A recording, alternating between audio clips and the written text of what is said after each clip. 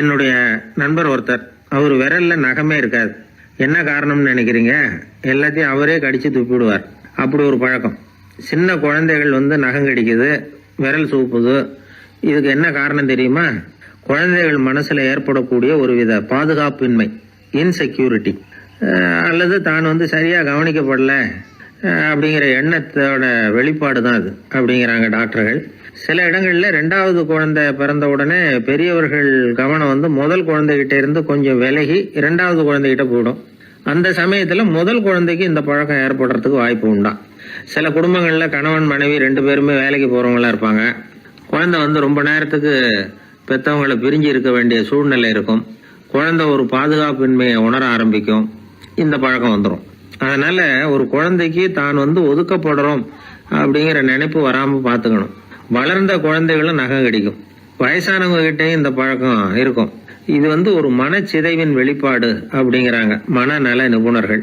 அம்மா அப்பா திட்டினாலும் சரி, அல்லது ஆசிரியர் திட்டினாலும் சரி, இந்த பழக்கம் வந்துடும். நாம தவறு பண்ணிட்டோம் அப்படிங்கிற நினைப்பு வர்ற சமயம் நகம் கடிக்க ஆரம்பிச்சிருவோம். ஏதோ ஒண்ணு அடையணும் அப்படின்னு நினைக்கிறோம், அதை அடைய முடியல. இப்படி ஒரு ஏக்கம் வர்ற சமயத்திலேயும் சில பேர் நகத்தை கடிக்க ஆரம்பிச்சிருவாங்க. ஒரு பெரிய அதிகாரி, தனியார் நிறுவனத்துல வேலை பார்க்குறவர், அவரு டென்ஷன் ஆயிட்டாருன்னா உடனே அறைக்கு அதை சாத்தி விடுவாங்களாம். அவரே சாத்திக்கு வரான். அப்படி சாத்திக்கிட்டு உள்ள எதையாவது வெறிச்சு பார்த்துக்கிட்டே நகத்தை கடிக்க ஆரம்பிச்சிருவாராம். இந்த பழக்கம் உலகம் பூரா உண்டு.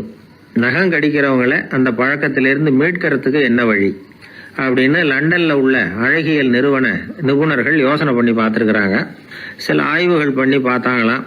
அவங்க என்ன பண்ணாங்க தெரியுமா? நகம் கடிக்கிற பழக்கம் உள்ளவங்களையெல்லாம் தேடி பிடிச்சாங்க. அவங்களையெல்லாம் 3 பிரிவா பிரிச்சுக்கிட்டாங்க.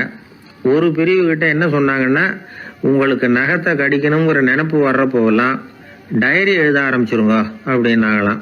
இன்னொரு பிரிவு கிட்ட, உங்களுக்கு அந்த நினைப்பு வர்றப்போலாம் உங்க நகத்துக்கு வண்ணம் பூச ஆரம்பிச்சிருங்க, அழகுபடுத்த ஆரம்பிச்சிருங்க, நெயில் பாலிஷ் போடுறாங்களே அது மாதிரி. அப்படி ஒரு யோசனை சொல்லியிருக்காங்க. 3வது குழுவினர்கிட்ட, உங்களுக்கு நகத்தை கடிக்கணுங்கிற எண்ணம் வர்றப்போலாம் விரல்களை இறுக்கமா மூடி வச்சுக்கிட்டு வேற விஷயங்கள்ல கவனம் செலுத்துங்க அப்படின்னு சொன்னாங்களாம். இப்படி 3 வித முயற்சி பண்ணி பார்த்ததுல கடைசியா அவங்க என்ன கண்டுபிடிச்சாங்க தெரியுமா? 3வது குழு செஞ்சதுல நல்ல பலன் கிடைச்சதான். அதாவது நகம் தெரியாதபடிக்கு விரலை இறுக மூடிக்கிட்டு வச்சுக்கிட்டோம்னா அந்த பழக்கம் மாறுதான். அப்படி இருந்தவங்க கிட்ட இந்த நகம் கடிக்கிற பழக்கம் மெதுவா குறைஞ்சி போச்சான். அதனால நகம் கடிக்கிற பழக்கம் உள்ளவங்க இதை முயற்சி பண்ணி பார்க்கலாம். ஒரு ஆள் இருந்தார், அவருக்கு எப்ப பார்த்தாலும் நகத்தை கடிச்சுக்கிட்டே இருக்கணும், அப்படி ஒரு பழக்கம். அதனால அவர் விரல்ல எப்பவும் நகம் இருக்கிறது இல்லை. விரல் இருக்கிறதே பெரிய ஆச்சரியம். அவருக்கு திடீர்னு உடம்புல அரிப்பு, சொரிஞ்சிக்க முடியல, அரிப்பும் நிக்கல. 1 வாரம் தொடர்ந்து கஷ்டப்பட்டார். கடைசியா ஒரு டாக்டர் கிட்ட ஓடினார். அவர் எல்லாத்தையும் விவரமா கேட்டுக்கிட்டு கடைசியா கொஞ்சம் மாத்திரை கொடுத்து வேலைக்கு ஒண்ணு சாப்பிடு அப்படின்னாராம். இந்த மாத்திரை எதுக்கு டாக்டர்? அரிப்பு நிக்கிறதுக்கா அப்படின்னாராம். இல்ல நகம் வளர்றதுக்காக அப்படின்னாராம் இந்த டாக்டர். ஆங்கிலேய ஆட்சி இந்தியாவில் நடந்துகிட்டு இருந்த காலம். மூதறிஞர் ராஜாஜி சேலத்துல வழக்கறிஞரா தொழில் நடத்திக்கிட்டு இருக்கிறார். அவர் ஒரு சமயம் தன்கிட்ட வேலை செஞ்சுக்கிட்டு இருந்த பணியாளர் ஒருத்தரை கூப்பிட்டார். இத பாருப்பா, இந்த அஞ்சல் தலைய இந்த தபால் கவர்ல ஒட்டிட்டு வா அப்படின்னு சொன்னாராம். அந்த ஆள் உடனே அந்த கவரையும் ஸ்டாம்பையும் வாங்கிட்டு போனார். பசை தடவி ஸ்டாம்பை கவர்ல ஒட்டினார். திருப்பி கொண்டுகிட்டு ராஜாஜி கிட்ட கொடுத்தார். இவர் அதை வாங்கி பார்த்தார். உடனே சிரிக்க ஆரம்பிச்சிட்டாராம். அவரால் சிரிப்பை அடக்க முடியல. அந்த பணியாளரை பார்த்து, ஏன்பா, நாங்க எல்லாரும் எவ்வளவோ பாடுபட்டு முயற்சி பண்ணி போராடிட்டு வர்றோம், ஆனா எங்களால முடியல. எங்களால முடியாத அந்த காரியத்தை நீ 1 நிமிஷத்துல செஞ்சுட்டியே அப்படின்னு சொல்லிவிட்டு மறுபடியும் சிரிச்சாராம். பணியாளருக்கு உடனடியா ஒன்றும் புரியல. என்னன்னு பார்த்தார். அப்புறம் ராஜாஜி சொன்னாராம், ஆமாப்பா, நீ 1 நிமிஷத்துல பிரிட்டிஷ் மன்னரை கவுத்துட்டியே அப்படின்னாராம். அப்புறம் தான் விவரம் புரிஞ்சிருக்குது. அந்த பணியாளர் மன்னர் உருவம் இருந்த அந்த தபால் தலைய அந்த கவர்ல தலைகீழா ஒட்டி வச்சிருக்கிறார். அதை பார்த்துட்டு தான் ராஜாஜி அப்படி சொன்னாராம். இந்த நகைச்சுவை உணர்வு அவருக்கு இயல்பாவே இருந்தது. சேலத்துல வெங்கட சுப்பையர் அப்படின்னு சொல்லி ஒரு பிரபலமான வக்கீல், அவரும் ராஜாஜியும் ஒரு ஊர்ல பொதுக்கூட்டத்தை முடிச்சுக்கிட்டு திரும்பி ரயில்ல சென்னைக்கு வந்துகிட்டு இருக்கிறாங்க. ராத்திரி நேரம். வெங்கட சுப்பையர் ஜன்னல் ஓரமா உட்காந்து பயணம் பண்ணிட்டு இருக்கிறார். திடீர்னு ஒரு இடத்துல அவரோட கை கடிகாரம் நழுவி ஜன்னல் வழியா வெளியில வந்துட்டுதான். அவர் உயிருக்குயிரா பாதுகாத்து வச்சிருந்த வாட்ச் அது. ஏன் தெரியுமா? அவர் வக்கீல் ஆகிறதுக்கு முன்னாடி சென்னை கிறித்துவ கல்லூரியில பணியாற்றிக்கிட்டு இருந்தார். பணி முடிஞ்சு விலகிறப்போ அவர்கிட்ட படிச்ச மாணவர்கள்லாம் அன்புக்கு அடையாளமா ரொம்ப பிரியமா கொடுத்த கை கடிகாரம் அது. அப்பேற்பட்ட அன்பு பரிசை திடீர்னு இழந்து விடுறதுக்கு யாருக்கு தான் மனசு வரும்? ஐயோ, வாட்சி வெளியில விழுந்துட்டுதே அப்படின்னு பதட்டத்தோட சத்தம் போட ஆரம்பிச்சாராம். ராஜாஜி பக்கத்துல தான் உட்காந்துருக்கிறார். இருந்தாலும் இதை கேட்டுட்டு பதட்டப்படல, பதில் எதுவும் சொல்லல. அவர் பாட்டுக்கு என்னத்தையோ 1 2 3ன்னு எண்ணிட்டே வந்தாராம். வெங்கட சுப்பையர் ரொம்ப வேதனைப்பட்டிருக்கார். என்னங்க இது, என்னோட அருமையான கை கடிகாரம் நழுவி வெளியில விழுந்துட்டுது, அதுக்காக நான் தவிச்சுக்கிட்டு இருக்கிறேன். நீங்க என்னன்னா இதை கொஞ்சம் கூட காதுல வாங்கிக்காம குழந்தை மாதிரி என்னத்தையும் எண்ணிட்டே வர்றீங்களே அப்படின்னாராம். அப்பவும் ராஜாஜி ஒன்றும் பதில் பேசல. அவர் பாட்டுக்கு விடாம எண்ணிட்டே வந்தார். அடுத்த ஸ்டேஷன்ல வண்டி நின்னுது. ராஜாஜி ஸ்டேஷன் மாஸ்டரை கூப்பிட்டார். அவர் வந்ததும் அவர்கிட்ட சொன்னாராம், சார், எங்களுக்கு ஒரு உதவி செய்யணும். நாங்க வர்ற வழியில என் நண்பரோட வாட்ச் வெளியில விழுந்துட்டுது. அது விழுந்த இடத்துல இருந்து தந்தி கம்பங்களை விடாம எண்ணிக்கிட்டே வந்திருக்கிறேன். இவ்வளவு கம்பங்களுக்கு அப்பால அது கிடக்கும். தயவு பண்ணி யாரையாவது அனுப்பி அதை தேட ஏற்பாடு பண்ணுங்க. அது கிடைச்சுட்டுதுன்னா எங்களால முடிஞ்ச அன்பளிப்பு தர்றோம். அது மட்டும் இல்ல, எங்களுக்கு ஒரு லெட்டர் போடுங்க, கிடைச்சுட்டுதுங்கிற விவரத்தை நாங்க வந்து வாங்கிக்கிறோம் அப்படின்னு எல்லாம் சொன்னாங்களாம். அப்படின்னு சொல்லி முகவரியெல்லாம் கொடுத்துட்டு வந்துட்டாங்க அவங்க. கொஞ்ச நாள்ல அந்த கடிகாரமும் வந்து சேர்ந்துட்டு தான். இது எதுக்கு சொல்றாங்கன்னா, பதற்றம் அடையக்கூடாது அப்படிங்கிறது ரொம்ப முக்கியம். பதற்றம் அடையக்கூடிய நேரத்துல கூட அறிவை சிதற விடாம செயல்படுத்துற சாமர்த்தியம் எல்லாருக்கும் சுலபமா வந்துடாது. அவரோட நகைச்சுவை உணர்வுக்கு இன்னொரு உதாரணம். ஒரு தடவை அவரை பாக்குறதுக்கு ஒரு நண்பர் வந்தாராம். என்னப்பா பண்ணிட்டு இருக்கிற அப்படின்னு விசாரிச்சிருக்கார் ராஜாஜி. இப்ப நான் நிறைய கதை கட்டுரை எல்லாம் எழுதுறேன் சார், புத்தகம் போடுறேன் அப்படின்னாராம் வந்தவர். அப்படின்னா சாப்பாட்டுக்கு என்ன பண்ற அப்படின்னு கேட்டாராம் ராஜாஜி. இங்க எழுத்த நம்பி யாரும் காலம் தள்ள முடியாதுங்கிறத அவ்வளவு தெளிவா அவர் புரிஞ்சு வச்சிருக்கிறார். ஒரு ராஜா இருந்தார். அவர் ஒரு பெரிய கோயில் கட்டினார். பல ஊர்கள்ல இருந்து சிற்பிகள்லாம் கொண்டுகிட்டு வந்தார். அழகழகா சிற்பங்களை செய்ய சொன்னார். ஊர்ல உள்ள ஜனங்களும் கோயில் கட்டுறதுக்கு அவங்களால முடிஞ்ச உதவியை செஞ்சாங்க. ராத்திரி பகலா வேலை நடக்குது.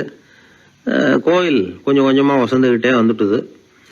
அந்த ஊர்ல ஒரு வயசான அம்மா இருந்தாங்க, ரொம்ப ஏழை. அவங்களுக்கு மனசுக்குள்ள ஒரு உறுத்தல். இந்த ஊர்ல எல்லாரும் இந்த கோவில் கட்டுறதுக்கு அவங்களால முடிஞ்ச உதவியை பண்ணிட்டு இருக்கிறாங்க, நம்மளால ஒன்றும் பண்ண முடியலையே அப்படின்னு நினைச்சு கவலைப்பட்டாங்க. அவங்களுக்கு மனசு கேட்கல, ஏதாவது செய்யணும் நம்மளால முடிஞ்சது அப்படின்னு யோசனை பண்ணாங்க. நல்ல வெயில் நேரத்துல சிற்பிகள்லாம் ரொம்ப சிரமப்பட்டு சிலை வடிச்சுக்கிட்டு இருக்கிறாங்கல்ல, அவங்களுக்கு அந்த நேரம் தாகம் எடுக்குமே. அதனால சிரமப்பட்டு ஒரு குடத்துல தண்ணி எடுத்துக்கிட்டு அதை இடுப்புல வச்சுக்கிட்டு மெதுவா கொண்டுகிட்டு அங்க போறது அப்படின்னு முடிவு பண்ணிட்டு அந்த அம்மா போச்சு. அங்க போய் வேலை செய்யறவங்களுக்கு தாகம் எடுக்கிற போலாம் ஒரு கோவலையில தண்ணியை எடுத்து கொடுத்துக்கிட்டு இருக்கிறது. இப்படியே பண்ண ஆரம்பிச்சுட்டு அந்த அம்மா. ஏதோ அந்த அம்மாவால முடிஞ்ச ஒரு சின்ன உதவி அது. இப்படி கொஞ்சம் கொஞ்சமா வேலை நடந்தது. கோபுரம் வசந்தது, எல்லா வேலையும் முடிஞ்சது. இனிமே கடைசியா கற்ப கிரகத்தின் மேல விமானம் அமைக்க வேண்டியதுதான் பாக்கி. அந்த வேலையும் ஆரம்பமாச்சு.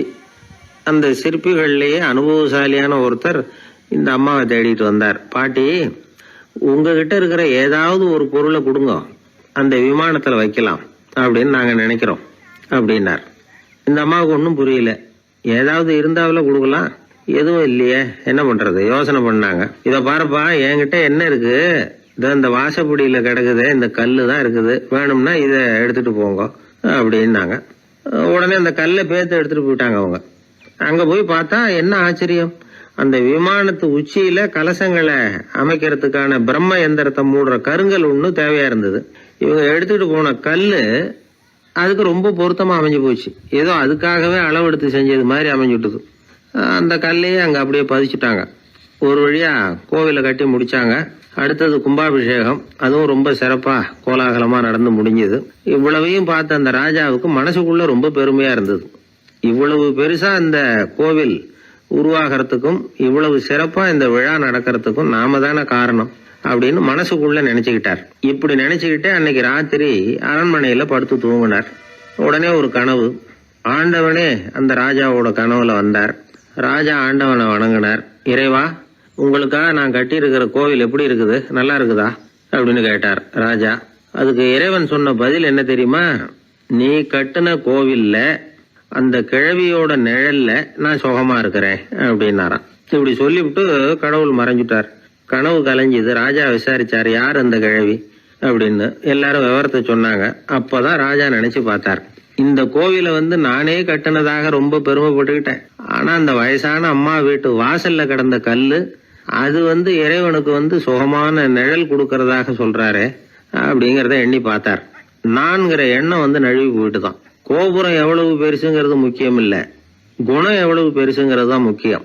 அந்த வயசான அம்மா நம்ம நாட்டுல வாழறது தான் நமக்கு உண்மையான பெருமை அப்படின்னு நினைச்சாராம் ராஜா.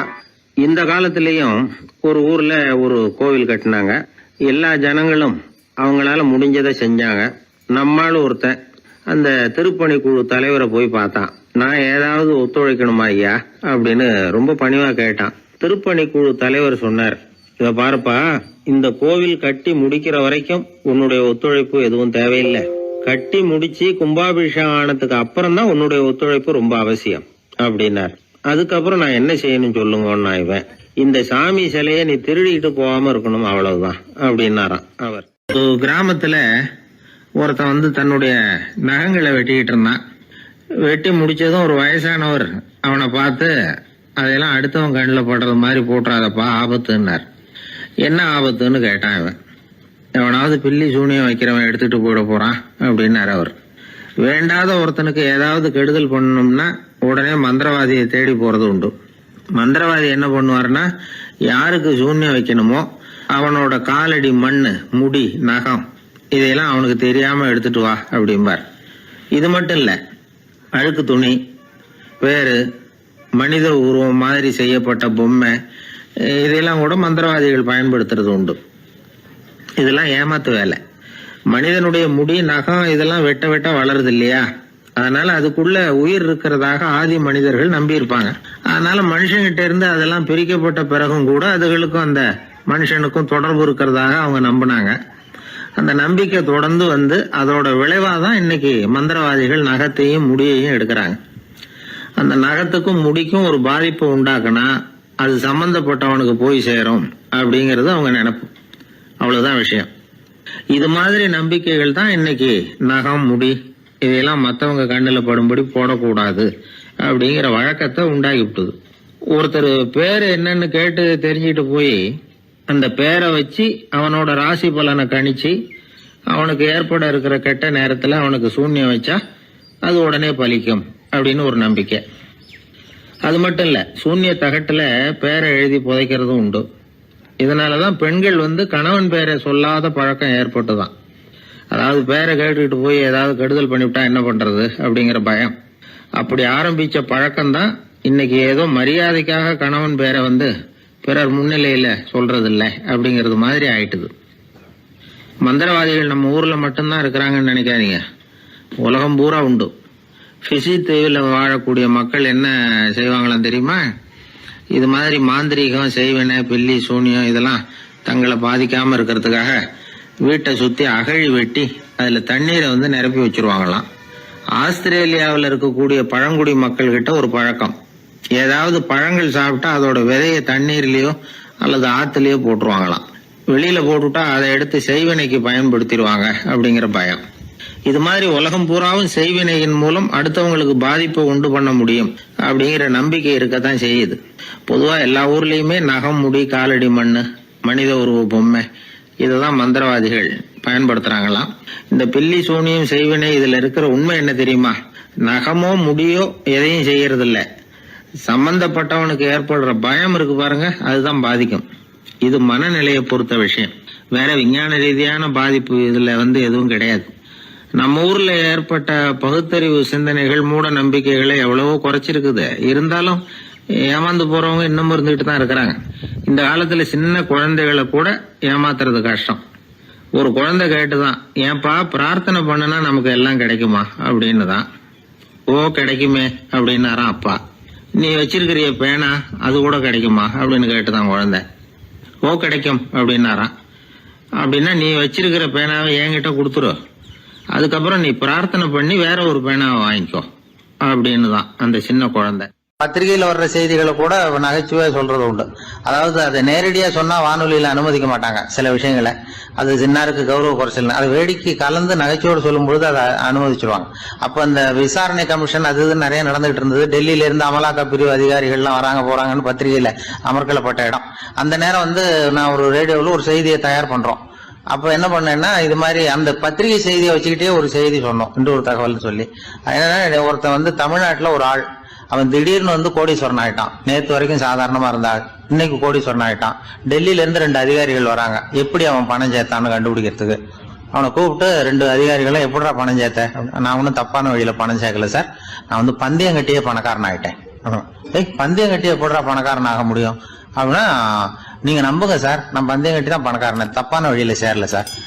பந்தயம் கட்டி எப்படா கோடீஸ்வரன் நானு அப்படின்னா, நாங்க நம்ப முடியாதுன்றான் விசாரிக்க வந்தவன். அப்படின்னா உங்ககிட்டே ஒரு பந்தயம் கட்டட்டுமான்றான் விசாரிக்க வந்தவன்ட்டியே. என்னடா பந்தயம் அப்படின்னா, ஒண்ணுமில்ல சார், இது என் கண்ணு, இது என் பல்லு, என் கண்ணை என் பல்லாலேயே கடிக்கிறேன், எவ்வளவு பந்தயம். விசாரிக்க வந்தவன் 100 ரூபாய் எடுத்து வச்சான், இதை ப்ரூவ் பண்றான்னு. அப்படியே கண்ணை எடுத்துட்டான், அது பளிங்கு கண்ணு. ஏற்கனவே ஒரு கண்ணு பளிங்கு கண்ணு வச்சுனா எடுத்து கடிச்சு விட்டான். இது விசாரிக்க வந்தாலும் 100 ரூபாய் விட்டுட்டு நிக்கிறான். எப்படி பணம் சேர்த்தான்னு வந்தவன். உடனே இன்னொருத்தன், இவன்ட்ட என்னடா பேச்சு கொடுக்காரா, நம்ம பணம் தான் அங்க போயிட்டு இருக்கு, உனக்கு விசாரிக்க தெரியல, போடா நான் விசாரிக்கிறேன்னு அடுத்த வந்தான். அது நீ ஒழுங்கா சொல்றேன், எப்படிடா பணம் சேர்த்தேன் சார், நீங்க கொஞ்சம் புத்திசாலியா தெரியுது அவரை விட, நீங்களாவது நம்புங்க சார், பந்தயம் கட்டி தான் பணம் சேர்த்தேன், நான் நம்ப முடியாது அப்படின்னா உங்ககிட்ட இன்னொரு பந்தயம் கட்டட்டுமா அப்படின்றான். வேண்டாம், அவனை ஏமாத்தி விட்டேன் ஆள வேண்டான்றான். இல்ல சார், அவரு ஏமாந்தது பொய் கண்ணு, பளிங்கு கண்ணுன்னு தெரியாது, ஏமாந்துட்டார். இப்போ உங்ககிட்ட பந்தயம் கட்டது நெஜம் கண்ணு, இந்த பக்கம் பளிங்கு கண்ணு கிடையாது, நெஜம் கண்ணு, இதை பல்லால கடிக்கிறேன் அப்படின்னா அவன் ஒரு 100 ரூபாய் எடுத்து வச்சான். இவன் அப்படியே பல்செட்டை கேட்டினான் தனியா, அப்படியே கேட்டு கடிச்சு விட்டான், அதையும் விட்டுட்டான். இவன் உடனே 2 பேரும், இவன்கிட்ட பேச பேச நம்ம பணம் தான் அவன்கிட்ட போயிட்டு இருக்கு, இவன் எப்படி பணம் சேர்த்தான்னு கண்டுபிடிக்கிறதுக்கு டெல்லியில இருந்து வந்திருக்கோம், இவன் மேற்கொண்டு பேசாத, பேச பேச பந்தயம் கட்டுவான். திரும்பி போறதுக்கு ரயிலுக்கு டிக்கெட்டு சரியா இருக்கா பாடுறான்றான்.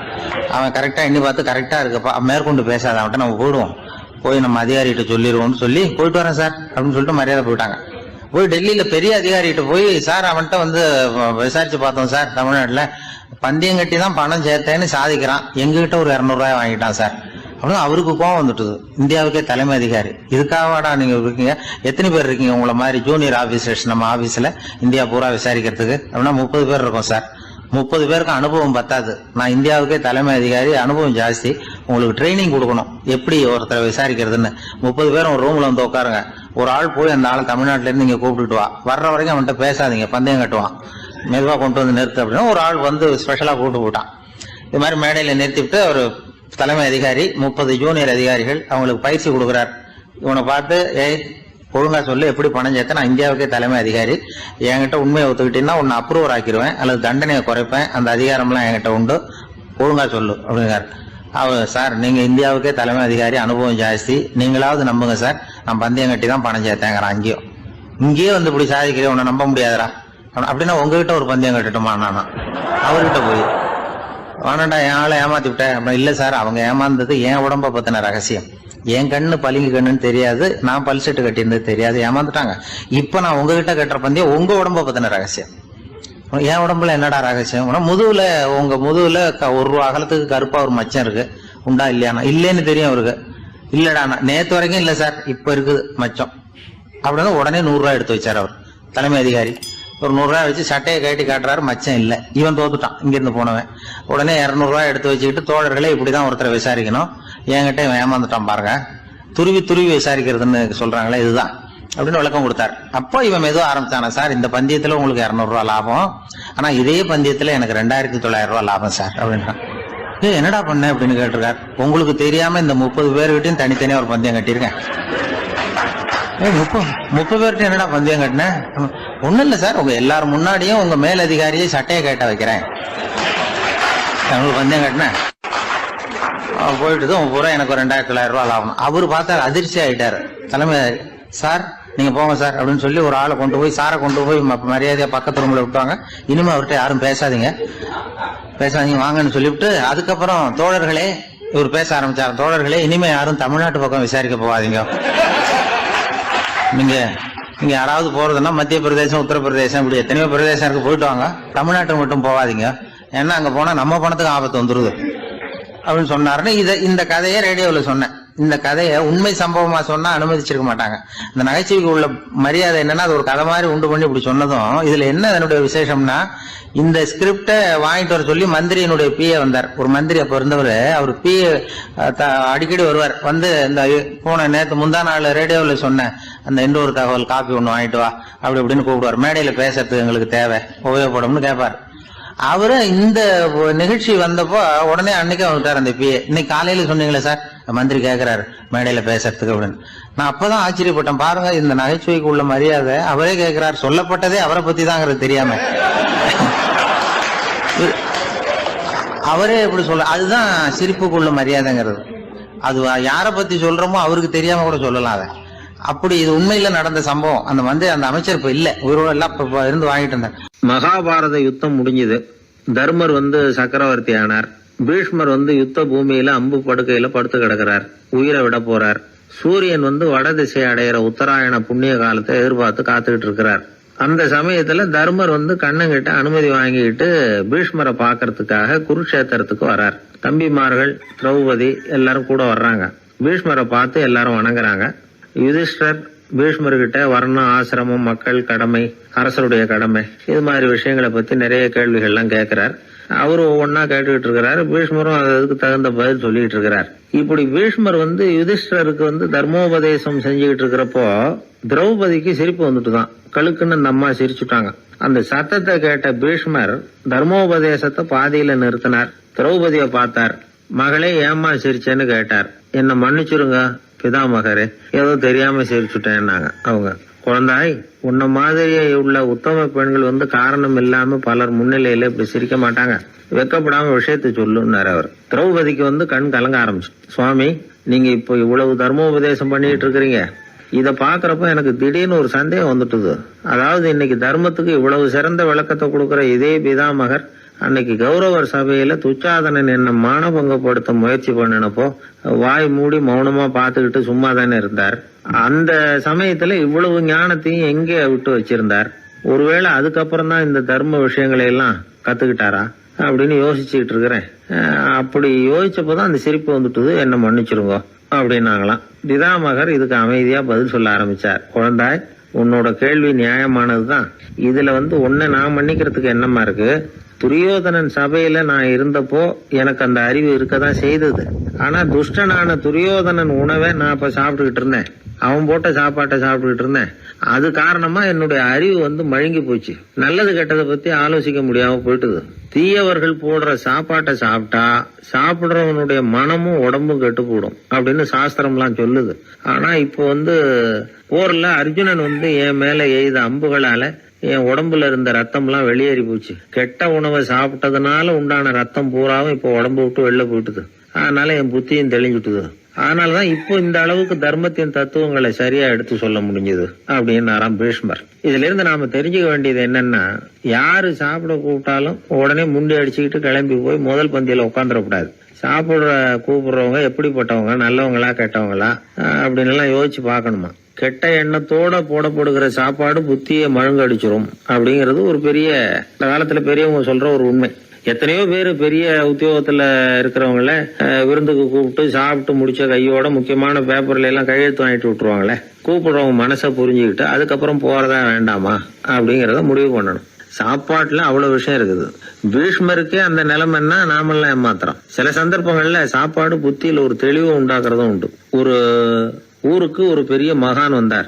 அவரு சாப்பிடறதே இல்ல. எப்போவாவது கொஞ்சம் தண்ணி, பால், அவ்வளவுதான். ருசியெல்லாம் கடந்தவர். அவர்கிட்ட எல்லாரும் போய் ஆசீர்வாதம் வாங்கினாங்க. அந்த ஊர்ல ஒரு ஹோட்டல், அதோட முதலாளி ஒருத்தர், அவரும் அந்த மகான் கிட்ட ஆசீர்வாதம் வாங்கறதுக்காக போனார். அவரு முன்னாடி போய் பணிவா நின்னார். துண்டை இடுப்புல கட்டிக்கிட்டு காலில் விழறதுக்காக போனார். அதுக்கு முன்னாடி அந்த மகான் எழுந்திருச்சு இவர் காலில் விழுந்துட்டார். ஹோட்டல் முதலாளி பதறி போயிட்டார். சுவாமி, என்ன இது அபச்சாரம், நீங்க தான் என்ன ஆசீர்வாதம் பண்ணணும்னார். அதுக்கு அந்த சாமியார் சொன்னார், அப்படி இல்லைங்க, நீங்க தான் என்ன ஆசீர்வாதம் பண்ணணும். ஏன்னா கொஞ்ச காலத்துக்கு முன்னாடி உங்க ஹோட்டல்ல தான் நான் அக்கௌண்ட் வச்சு சாப்பிட்டுக்கிட்டு இருந்தேன். இன்னைக்கு நான் ருசியெல்லாம் கடந்து வெறுத்து ஞானியா போறதுக்கு நீங்க தான் காரணம், உங்க சாப்பாடு தான் காரணம் அப்படின்னாரு. ஒரு வயதான குரு சாய்வு நாற்காலியில உட்கார்ந்திருந்தார். ஒரு ஆள் அவரை தேடிட்டு வந்தான். அவர் முன்னாடி நின்னான். ஐயா, நான் உங்களுக்கு சீடனா ஆயிடலாம்னு நினைக்கிறேன் அப்படின்னா. அந்த குரு நிமிந்து பார்த்தார். இத பாருப்பா, அது அவ்வளவு சுலபமான வேலை இல்ல.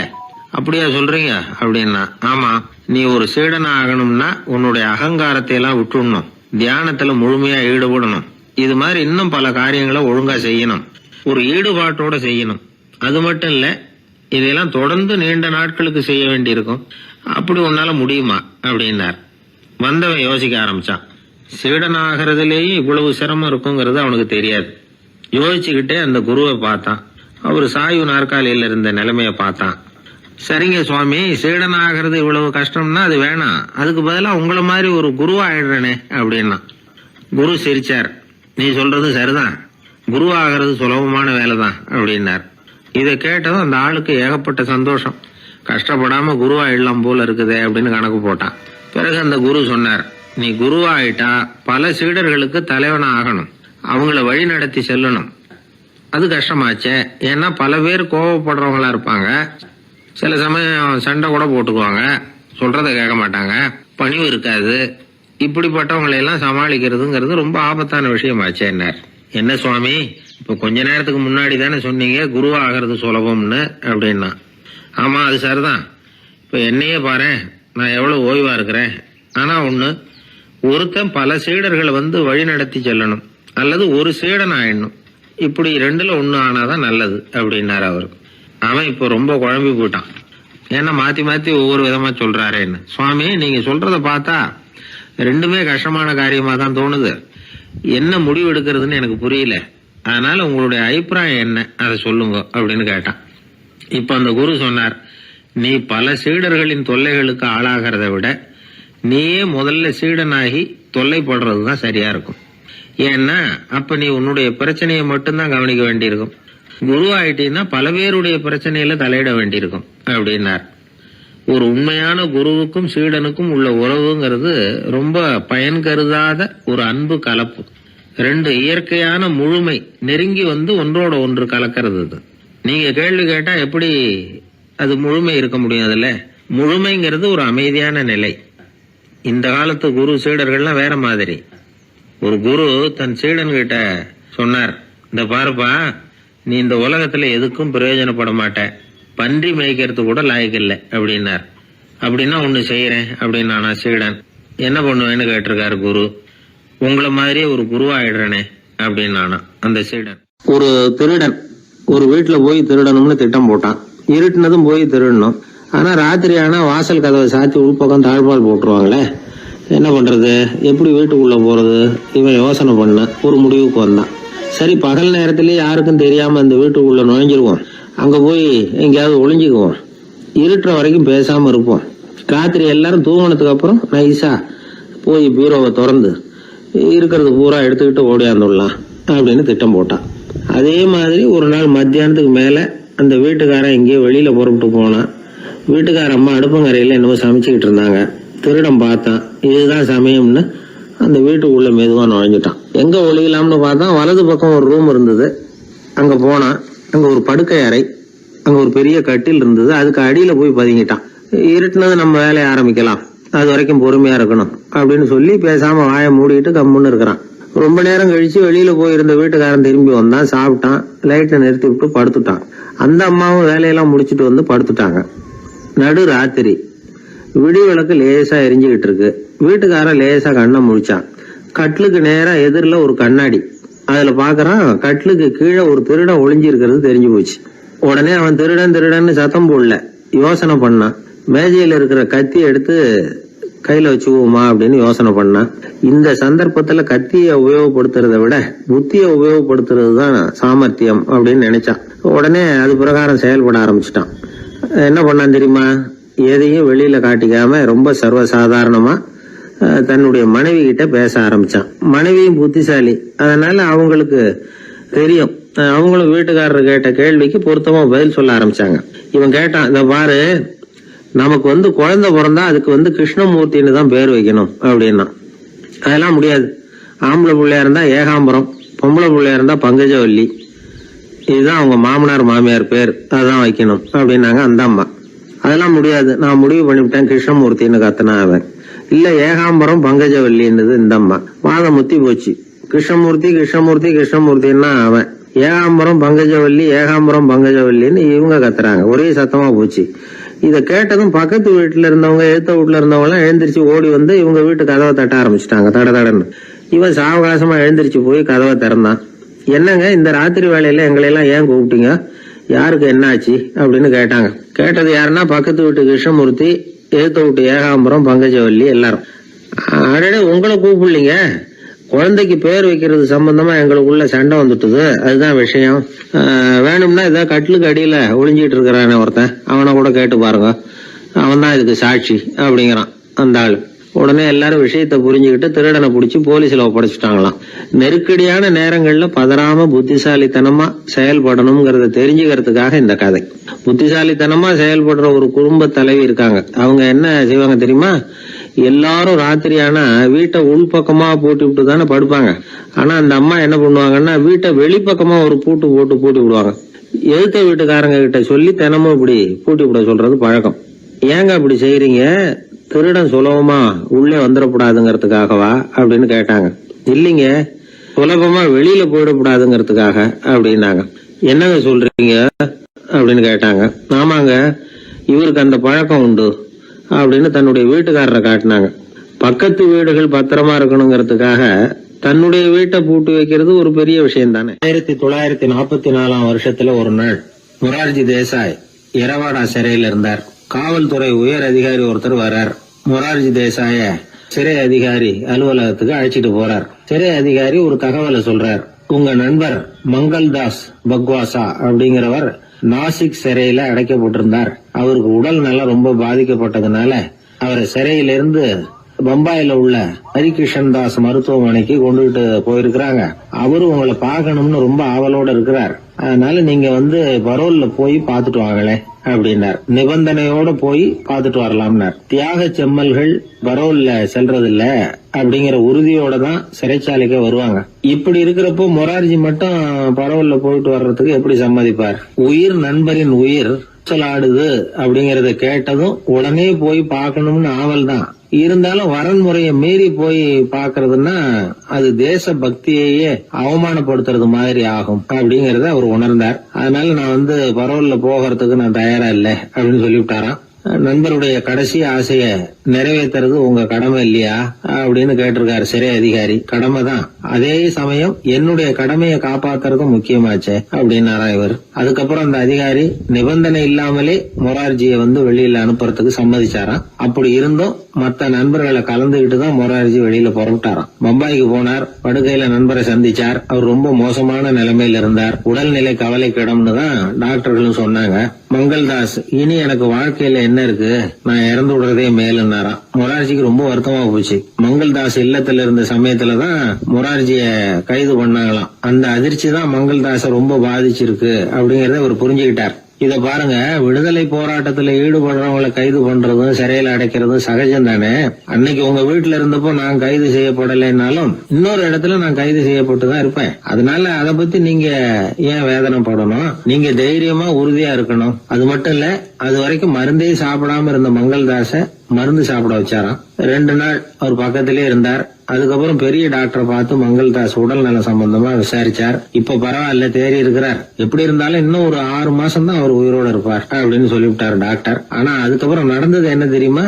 மங்கள்தாஸ் அதுக்கப்புறம் 25 வருஷம் சௌக்கியமா இருந்தாராம். இவர் 6 மாசம் தான் இருப்பாருன்னு சொன்ன அந்த டாக்டர் 6 மாசத்துல ஒரு எதிர்பாராத விபத்துல சிக்கி இறந்து போனாராம். 6 மாசம்னு டாக்டர் போட்ட கணக்கு சரிதான், ஆனா இடம் தான் மாறி போச்சு.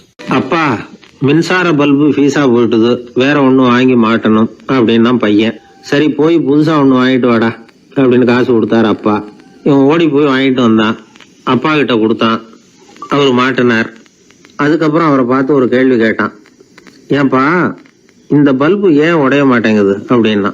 இது என்னடா கேள்வி, நாம கீழே போடல அதனால உடையலன்னார். அப்பாவோட புத்திசாலித்தனம் அவ்வளவுதான். ஆனா பையன் கேட்டது அந்த அர்த்தத்துல இல்ல.